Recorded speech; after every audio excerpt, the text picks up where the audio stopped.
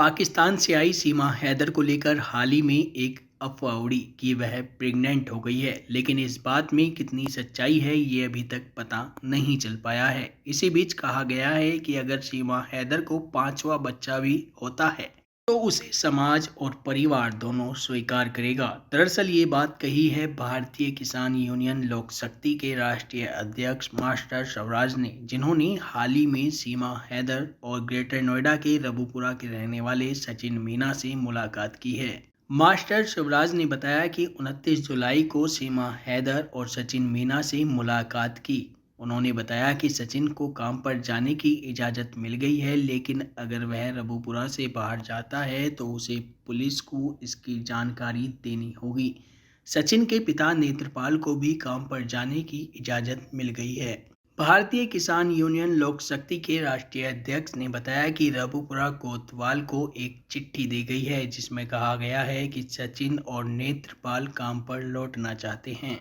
बता दें, सीमा हैदर के प्रेग्नेंट होने की भी अफवाह उड़ी थी, मगर इस बात में कितनी सच्चाई है ये साफ नहीं हो पाया है। भारतीय किसान यूनियन लोक शक्ति के राष्ट्रीय अध्यक्ष ने इस मुद्दे पर भी बात की। उन्होंने कहा कि अगर सीमा को पांचवा बच्चा भी होता है तो वह समाज और परिवार दोनों को स्वीकार होगा।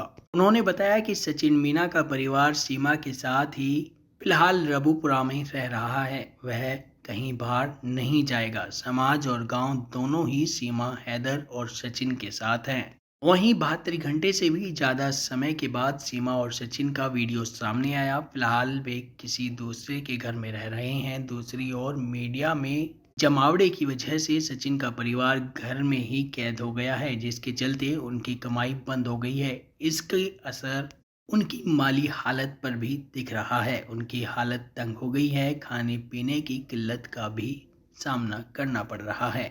बताते चलें, सचिन और सीमा हैदर से मिलने एक बुजुर्ग भी गया था, जिसने बताया कि सचिन का परिवार रोज कमाने खाने वाला है, इस वजह से खाने पीने की किल्लत हो गई है। इसी वजह से पुलिस को चिट्ठी लिखी गई है ताकि काम करने की इजाज़त मिल सके। सचिन के पिता ने भी कई तरह की दिक्कतों का जिक्र किया है। ऐसे ही तमाम जानकारी के लिए बने रहिए इन खबर के साथ।